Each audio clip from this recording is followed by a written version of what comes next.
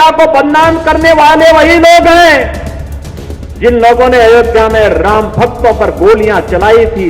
ये वही लोग हैं जो लोग बड़ी बेशर्मी के साथ एक डॉक्टर के साथ, एक महिला डॉक्टर के साथ हुई हैवानियत पर बेशर्मी के साथ उन जल्लादों का समर्थन करते हुए दिखाई दे रहे हैं।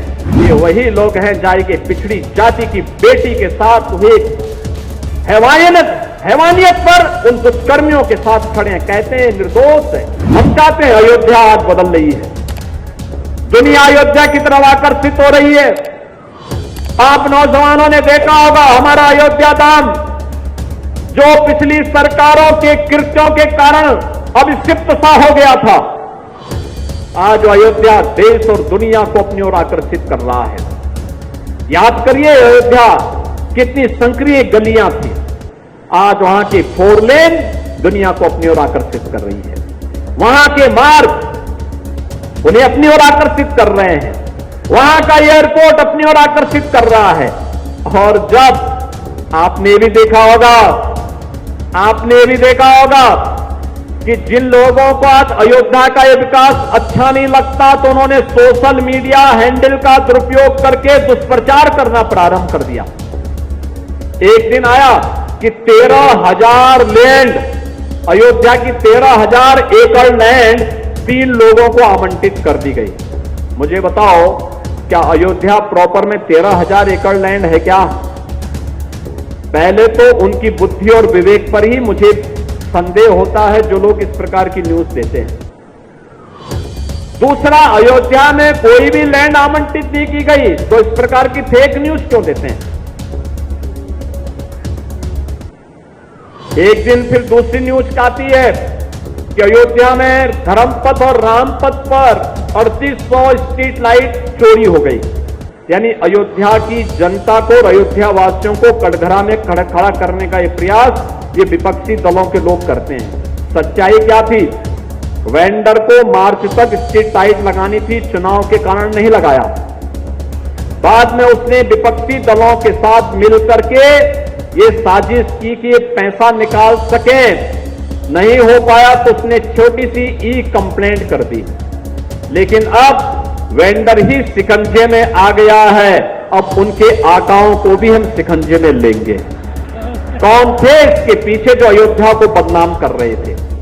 और ये अयोध्या को बदनाम करने वाले वही लोग हैं जिन लोगों ने अयोध्या में राम भक्तों पर गोलियां चलाई थी, जिन लोगों ने अयोध्या को लहूलुहान किया था। ये वही लोग हैं जो लोग बड़ी बेशर्मी के साथ एक डॉक्टर के साथ, एक महिला डॉक्टर के साथ हुई हैवानियत पर बेशर्मी के साथ उन जल्लादों का समर्थन करते हुए दिखाई दे रहे हैं। ये वही लोग हैं जाई के पिछड़ी जाति की बेटी के साथ हुई हैवानियत पर उन दुष्कर्मियों के साथ खड़े हैं, कहते हैं निर्दोष है।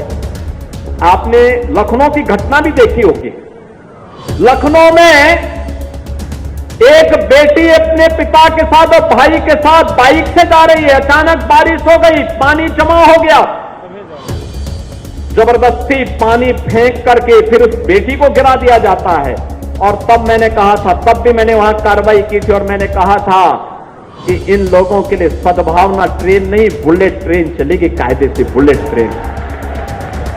जब पुलिस ने उस अपराधी को पकड़ा तो समाजवादी पार्टी का मुखिया उस अपराधी के साथ खड़ा हो गया, कहता हूं निर्दोष है। यानी निर्दोष, इन्होंने हर दुष्कर्मी को, हर अपराधी को निर्दोष साबित करना अपने जीवन का लक्ष्य मान लिया है। लेकिन बहनों और भाइयों, ये यूपी में नहीं होने पाएगा। उत्तर प्रदेश बदल चुका है, नए भारत का नया उत्तर प्रदेश की 25 करोड़ जनता को विकास की मुख्य धारा के साथ जोड़ करके उनके जीवन में परिवर्तन लाना चाहता है। और परिवर्तन की इसी अभियान को जोड़ने के लिए युवाओं की ऊर्जा और उसकी क्षमता का लाभ हम देश के विकास के लिए बना सकें, उपयोग कर सकें, उत्तर प्रदेश को भारत का ग्रोथ इंजन बना सके।